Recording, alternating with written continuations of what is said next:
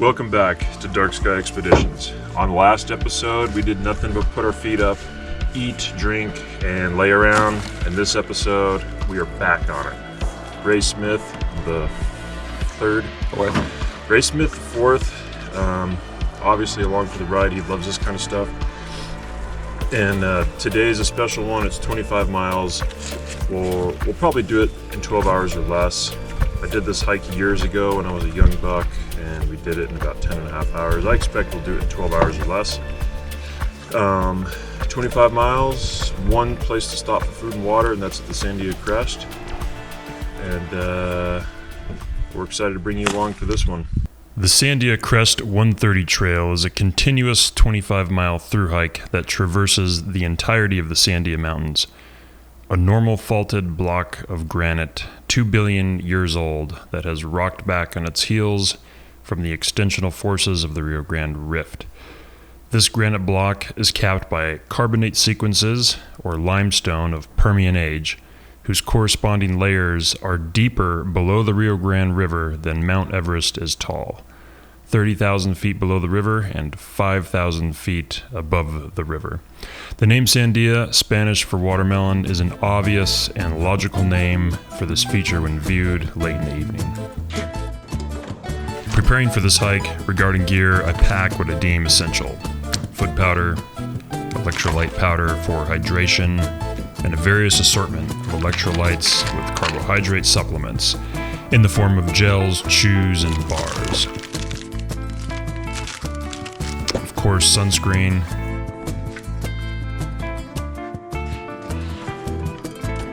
a magnetic compass, robust navigation is always key, and a regular old pocket knife. Of course, moleskin, tape. I will always hit those hot spots in the feet before they become an issue.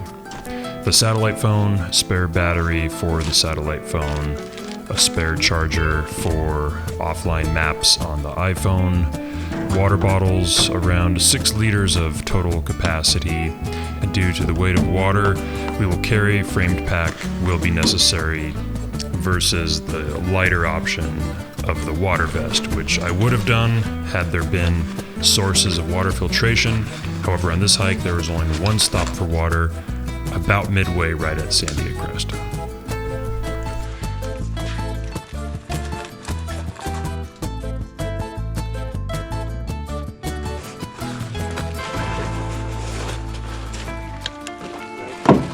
Hello. Where are you guys heading? To Harris. Oh, nice. Yeah. How many days? One day. Oh, you're just today. 25 miles, yeah. Nice. All right. Yep. We hope, anyway. Yeah, you will. Got 2 large pizzas last night. That's large. This and some gels and some powders, salts, energy chews, stuff left over from the Salt Flat expedition. Backup battery, charge cable, offline maps, satellite phone, worst case scenario. What else? Plenty of food, calories, water. All right. Cool.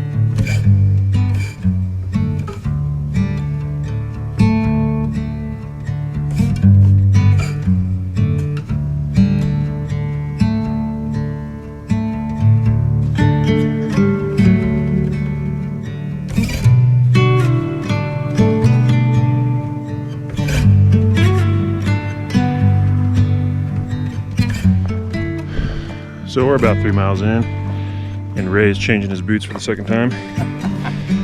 What was your analysis on Hoka low cut versus boot? Man, I really love these for running. I run like at least 5 miles a day in them. but I just noticed they're not really load bearing. The reason I changed into these out of my Loas was because I was wearing some cheap Walmart socks, and they were just already hot and wet, and it was already starting to rub a blister on my foot. So I thought I'd put these on, but they just don't offer the support with this pack. So I'm gonna go back with it. Yeah, he's got a good point. For heavy packs, long hauls, backpacking style, or styles like this where you're carrying a lot of water, that high top, hard sole boot is definitely going to provide more support for kind of load bearing. But if you're doing lightweight, just a small water vest, this Hoka is a good way to go. Yeah, this is not the way to go. Yes, and on socks. You know, sometimes you buy the cheap socks and you're just standing or sitting Dickies. and you already feel your feet getting sweaty. No good on the trail. So invest, don't pinch a penny on your good socks and shoes. 7,200 feet. And we are, let's see here, 3.25 miles in. And what's funny is the trail starts, does this big loop way down there. That's where we started. So 3.25 miles in, and just did kind of a big loop. But I think this is the last of the nopal, cactus, yucca. Because from here on out, you know, once we're above 7,500 feet, we're going to start seeing evergreens and less of the kind of desert vegetation. Take the drone, fly by this carbonate outcrop right here. Make a good shot.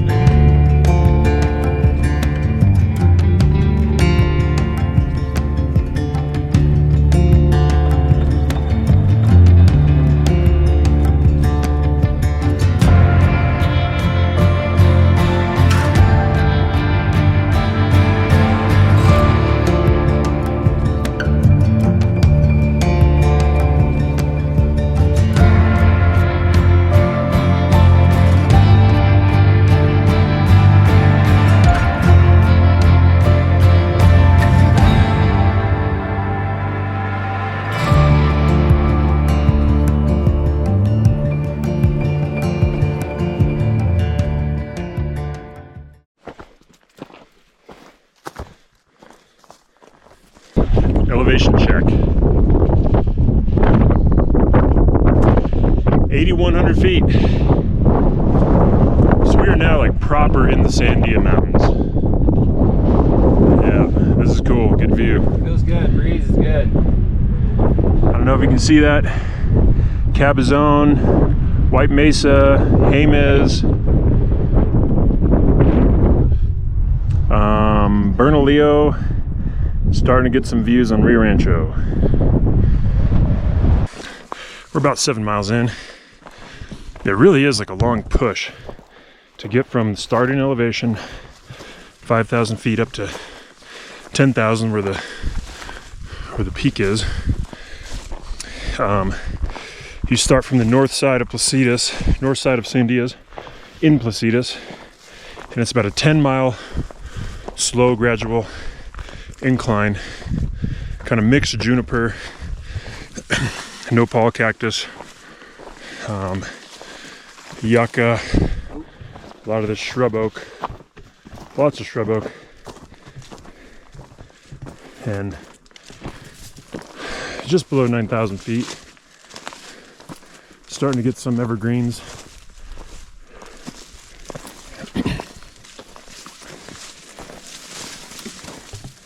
This trail, the Crest 130, is well established. So far we haven't had any doubts as to where we are. No second guesses. It gets kind of thick in here at some spots, but it's still obviously the trail, which is nice because I'm not having to open up Onyx maps every 5 seconds. And look at this. We even have trail marker. Penasco Blanco, which I've never been on, and the Crest 130 trail. Back to Placitas, onward to the crest. Okay, we are almost to 9,000 feet, and we are almost to the ridge line. And when we get there, we are going to parallel that knife edge of that normal fault block of the Sandia Mountains, and it starts right about here.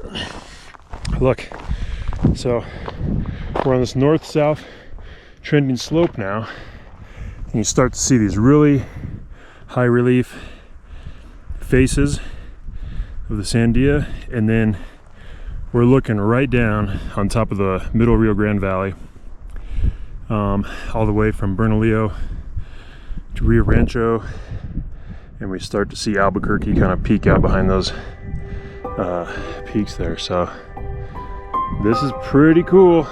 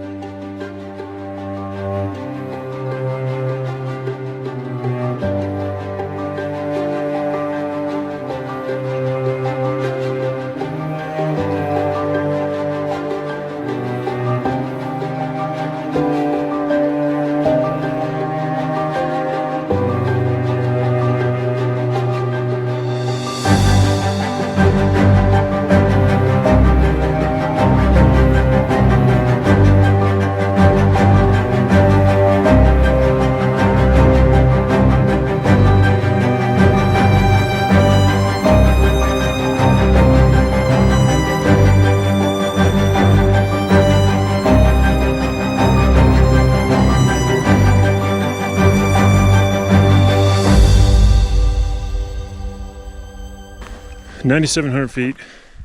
We're getting close to the North Peak, and we're really in the thick of the ecosystem topography of that whole ridge line. Thick, lush, what are these, Ray? Pine? Pine. I don't know anything about tree names or shit.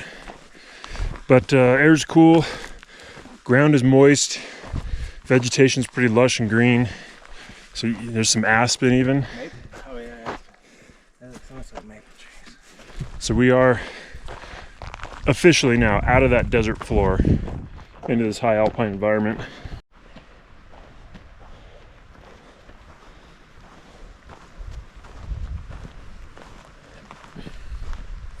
We are 10 miles in. Now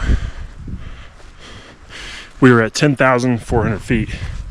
This is about as high as we get on this. We're probably 2 miles away from the halfway point, and it's 2 o'clock. Yeah, we probably started at 8:30. 9, 10, 11, 12, 1, 2, 6. We'll probably 7 more hours. Yeah, we may finish at 9 or 10 p.m. Probably will. Right after dark. I did not bring a headlamp. All I have is my cell phone light. Ray, you have a headlamp? Yeah. So that's how we're looking. All right, folks, we're at the Sandia Crest. Nice. Got a 11 miles in, dude. This is the one and only stop for provisions. So I still have like maybe 3 liters left, so I did pretty good. But after this stop, 14 miles, no water. So we'll get in here and fill up our bottles, take a little hydro break, and we'll keep rocking. See the switchbacks down there.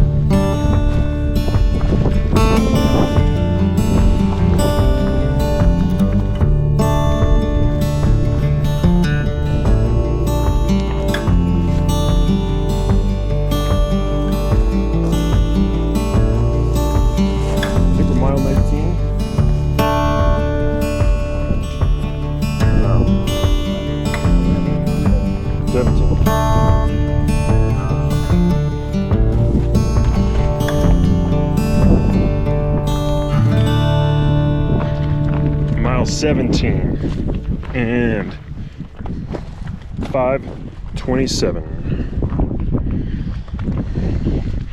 We are well on the north side. It's the north side, sorry. We are well on the southern side of this hike of the Sandia Crest Trail system. So you can see here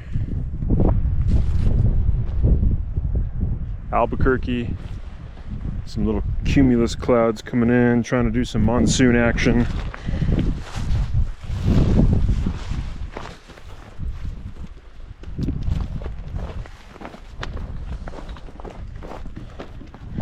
Shadows are starting to stretch a bit. 5:30, 6:30, 7:30, 8:30.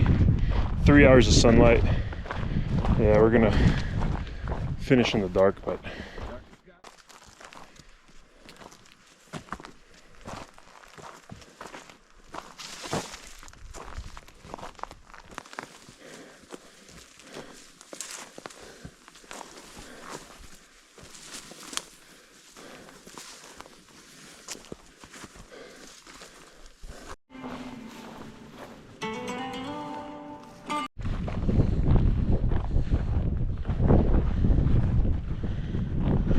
miles. It's late in the evening, close to 7 o'clock, but it's going good. We have some really good sun cover from these clouds. It's making these really cool, like deep blue colors on the mountains in the shade of those cumulus.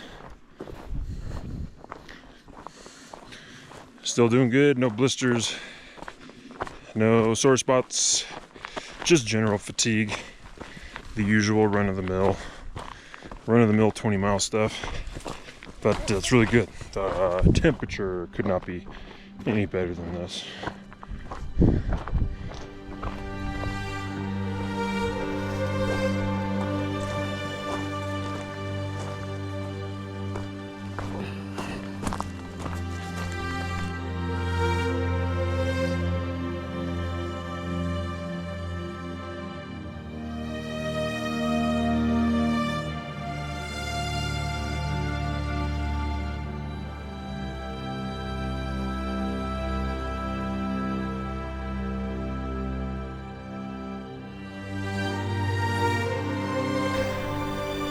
These moments late in the day after pushing hard through 20 miles are always the most rewarding moments.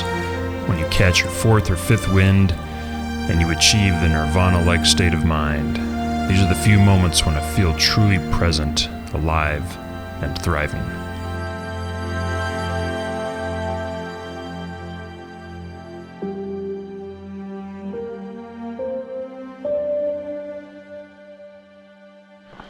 All right, one last little check-in before the sun is completely gone. I think we have a little less than a mile to go.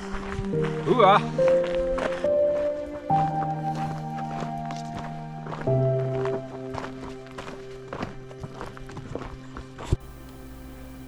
(8:52 p.m.), 12 hours, 37 minutes.